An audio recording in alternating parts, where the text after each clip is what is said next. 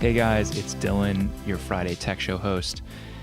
It's Friday, March 27th, and as you've probably figured out, or maybe you've been told by our producer, Austin Morgan, I've been out of touch for a little bit.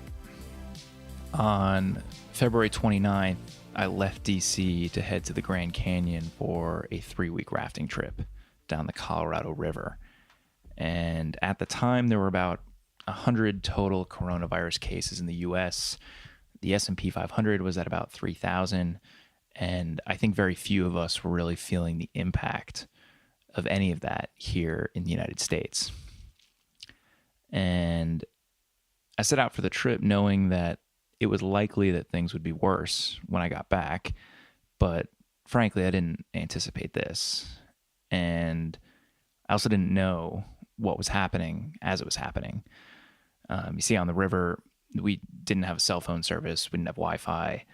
Really, the only contact that we had with the outside world was a satellite phone, and that was only really to be used during emergencies. But we had this trip planned, and we'd been working on this for about a year. You have to get permits for this trip, and we were excited to go out and unplug and get into nature. The Colorado River is a really excellent place to raft, and it has these legendary rapids like Crystal and Lava, and these wonderful places you can explore like Redwall Cavern. And, the hope was that this would be a good reset and a chance to get away from some of the things that can be stressful in life and kind of focus on being present and being in a place and really being mindful of all of that. And for about a week and a half, we were able to do that. The real world concerns were existent, but kind of minor at the time. And they were dissolved by, going on sunrise hikes and staying up late and making s'mores and doing days of 15 or 20 miles on the oars on the raft.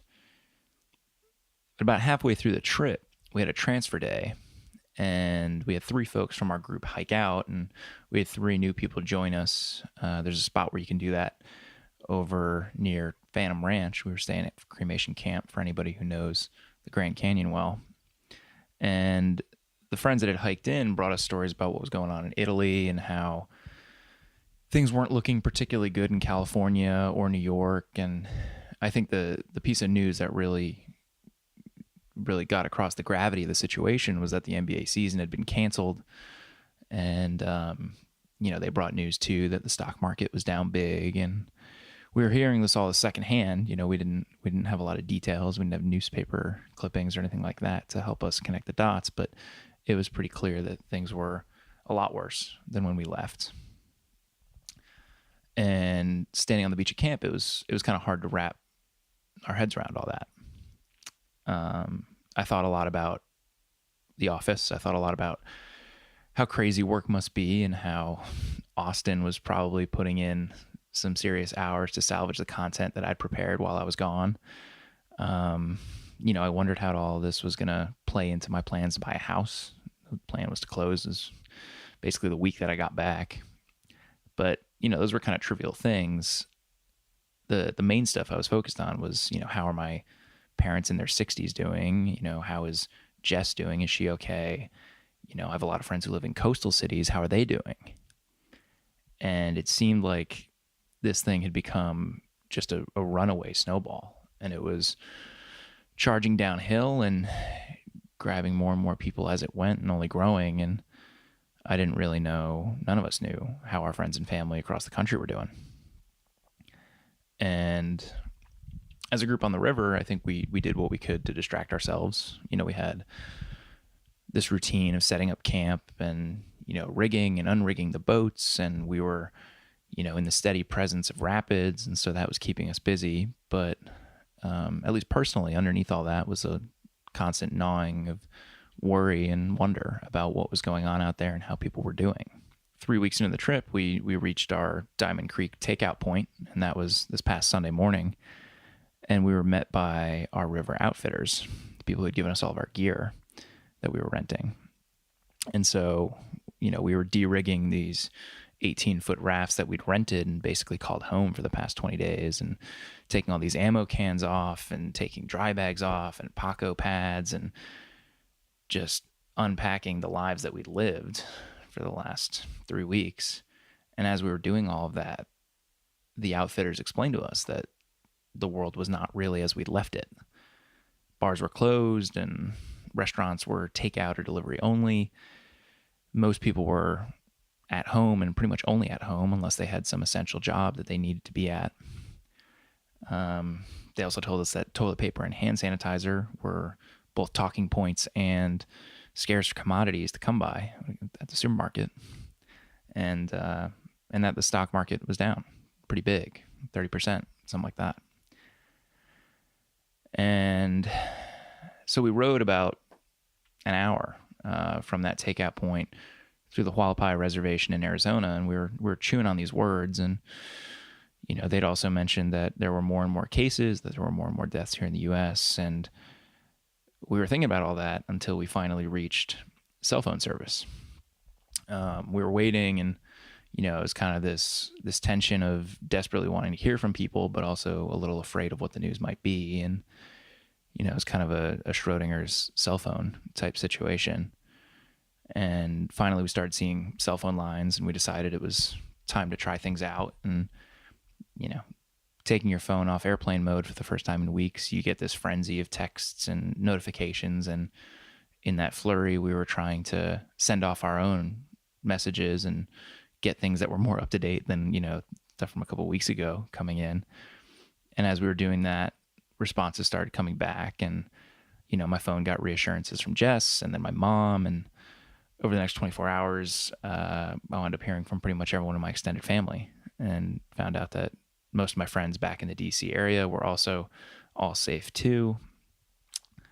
And once all those status updates were done, everyone started looping us in on, the jokes and the memes of the semi-quarantine kind of life that we're in. And, the eat happy hours at the Zoom cyber bar, and the fact that Netflix had rolled out a new party feature. And apparently there'd been a New York Times op-ed profiling a Canyon group that had launched a week before us and was talking all about the absurdity of their reentry into society. And frankly, it was exactly what we were dealing with. And my friends mentioned that they'd been keeping busy. Lena was baking bread, and Tuck and Laura had gotten a puppy. And all the updates I was getting had ranged from insane stuff, in a macro sense, to pretty mundane stuff on a personal level. But that boring was good. It meant that the people in my life were okay. Once we got back to civilization and we were, in a major metro area, we started looking at flights and trying to work through how we were going to get back. And after some rescheduling and then some rescheduling, I was able to get back on a nonstop flight from Baltimore to Las Vegas. And just a handful of days earlier, the entire city of Las Vegas had effectively been shut down. Before we went to the airport there, though, we decided we'd walk the strip a little bit and stretch our legs and pick up a couple of things from CVS that we kind of wanted. And it was totally empty. It was not at all how I had pictured my first trip to Las Vegas. There was still the montage of hotel signs with their lights on, but none of the rooms had their lights on. Everything was vacant, and you could really feel it in a city that was so built on entertainment that the lack of people had totally deflated the balloon. And then we got to the airport and had, I think, probably the easiest boarding I've ever had in my life. We were flying Southwest, and the woman at the counter didn't even bother with boarding groups. She just told all 15 of us to get on the plane because, what was the point in any formality there? We landed back in Baltimore a couple hours later, and Jess picked me and a friend up at the airport. She was a champ for coming out and getting us. And she jumped out of the car and she hugged me and she told me that she was so happy to have me back. And, I said the same. And I felt her say that. I think she felt me say that. And I think we both felt the worry kind of wash away from both of us now that we'd finally seen each other in person and known that things were okay. And I've experienced that, across the board with friends and family. And over the past few days, I've been catching up and seeing what I missed, and connecting with coworkers over Zoom and Slack, and connecting with family over FaceTime. And for everything that was going on in the world, my re-entry has been pretty boring in the grand scheme of things. I came back to friends and family that were healthy and they were relatively happy, and a company that was still paying workers. We're still doing our thing. We're just doing it digitally and from home, and that boring is really good. It could have been a lot worse, and I'm sure there are folks that are listening to this, who are experiencing far worse than that. And I wanted to share the story, I guess, for a couple of reasons. I didn't think that I was the most qualified person to talk about what was going on in the world after missing so much for so long. I figured I can kind of get back to our regularly scheduled programming next week once I'm a little bit more up to speed and have had some time to do a little bit more research. But the main reason that I wanted to share it was because coming back to all of this felt so good. And the reason it felt so good was, when it came to all the stuff that really mattered, everything in my life was okay. And that's the important stuff.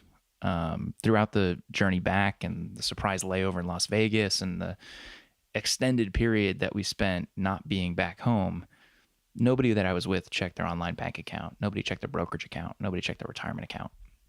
The focus was on family and friends and being, at least digitally where we needed to be. And for me, it took about 3 days before I logged into my brokerage account and got a sense of what things looked like. And they weren't great. I was down about 20% from recent highs. And had I looked earlier, it would have been a lot worse, I'm sure. Got the benefit of a couple days of bumps before that. But if that's what I have left to worry about, things are pretty good. And I can be pretty okay with that. I'll be back with more of our usual programming next week. But I figured maybe you guys would give me a pass this week since I just got back. In the meantime, though, I would love to know how all of you guys are handling stay-at-home life, and for the folks that are essential, how things feel for you being out in the world. And really, we put out a call all the time to get questions for show ideas and be able to answer listener questions. And I think at a time like this, it's more important than ever. We want to know what's on your mind, and we're happy to do the research on your behalf. So if you have anything that you think would make for a great idea or something that you're really worried about, just write in. We're industryfocus@fool.com, and give us a heads up. And we have a good deal of time on our hands, and we're happy to dig into stuff on your behalf. So we'll be looking out for those emails and those stories. I hope, if nothing else, people are getting some more quality time with the people they love and care about, and hopefully are connecting with people, via FaceTime and Slack and Zoom and all these platforms, maybe in a way that they hadn't in the past. And otherwise, I think that's going to do it for this episode. I owe a huge thanks to Austin Morgan for everything he does on a daily basis, but in particular for what he's done over the last couple of weeks, keeping us up and running with being remote and getting guests all over the place and Zoom and mailing out equipment to people and everything. He has been absolutely fantastic and has just done an amazing job. And I know this was an unusual episode, but I did mention a couple company names, so I do need to read the disclaimer. As always, people on the program may own companies discussed on the show, and the Motley Fool may have formal recommendations for or against stocks mentioned, so don't buy or sell anything based solely on what you hear. Thanks for listening in, fools, and I hope that you don't have too much to worry about these days.